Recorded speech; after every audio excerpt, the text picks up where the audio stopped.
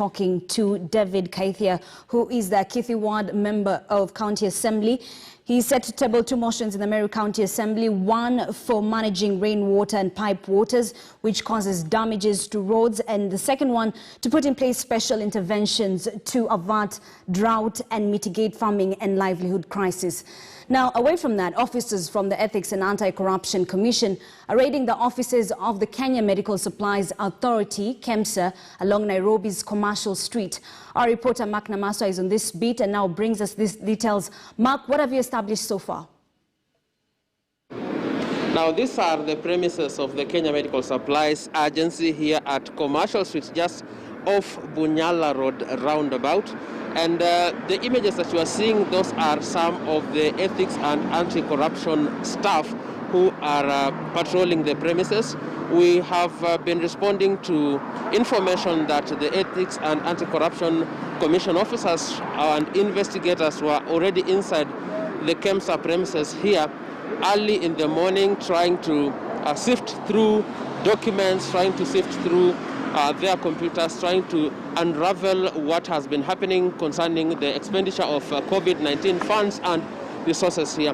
When we arrived here at around 9:45 a.m., we bumped into a team of about two EACC investigators who are just leaving the premises. Then, just a few minutes ago, another set of two officers also arrived. These are the ones we've just shown you a few seconds ago.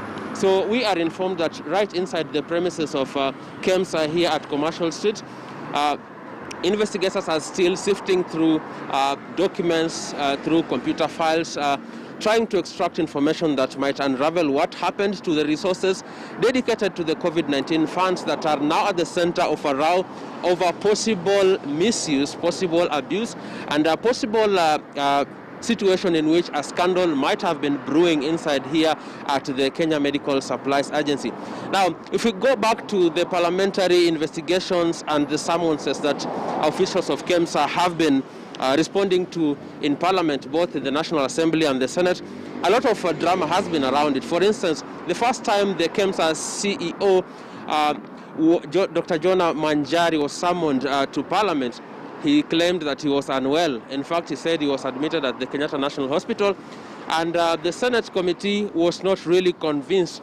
They, in fact, asked for a letter from the CEO of the Kenyatta National Hospital to explain under what circumstances he suddenly fell ill on the eve of him being summoned to the Senate. Then later on, when he appeared, he claimed that some of the decisions made by KEMSA, including one that is at the center of this row that involved issuance of too many commitment letters that led to an over-expenditure of the resources or the funds to a tune of 7 billion. He claimed that he had been responding to instructions both from the CS and the PS of Health. And later on, a week later, when he was summoned again, he retracted his comments and did not want to implicate his bosses. Then later on, when the KEMSA board chair, Kembi Gitura, was summoned, there was a situation in which there was an altercation between him and Narok Senator Ledama Olekina. Olekina was questioning the KEMSA board as the oversight of what happens at this agency. He was questioning their role in the whole situation, and it degenerated into a form of altercation. And later on, the KEMSA CEO, of course, at the moment he is suspended, but there are a lot of issues. For instance, even yesterday, we were informed that the KEMSA board, the entire board, had been summoned at the EACC offices.